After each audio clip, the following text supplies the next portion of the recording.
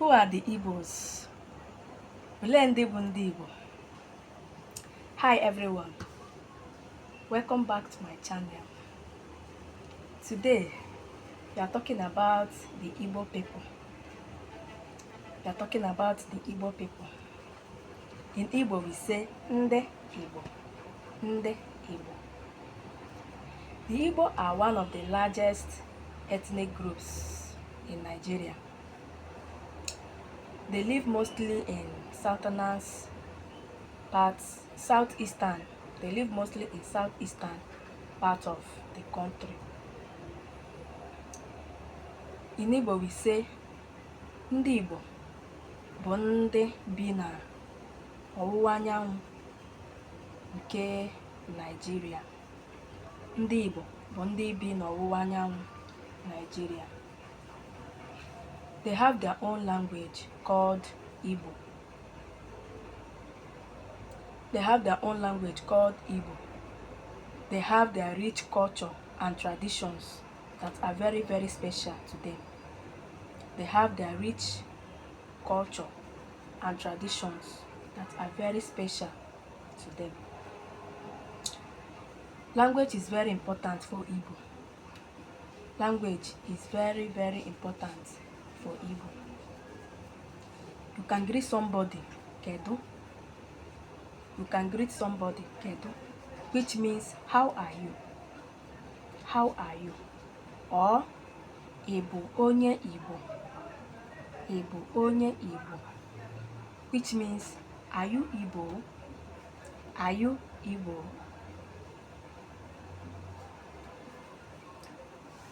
The Igbo people love their culture.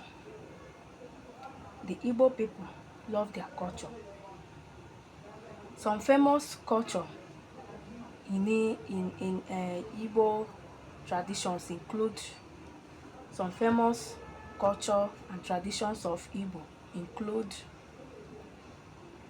Iri Ji. Iri Ji. In English, it means New Yam Festival. Iri Ji, New Yam Festival. Igbo dance and music. Igbo dance and music. Respect for elders. Respect for elders. Respect for elders. Nsọpụrụ ndị agadi. Nsọpụrụ ndị agadi. Enwere ọtụtụ ebe dị iche iche n'ala Igbo. There are some parts of Igbos in Nigeria that have some other cultures and traditions,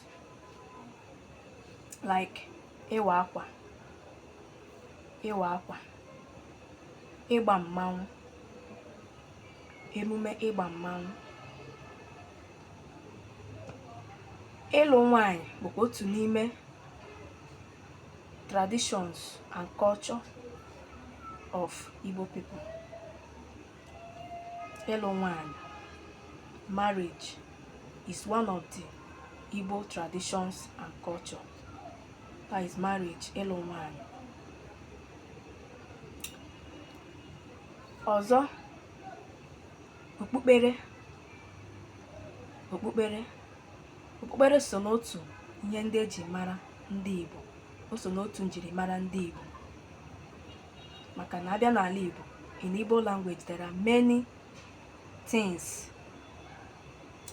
There are many things you can use to identify an Igbo person. Okpukperechi, that is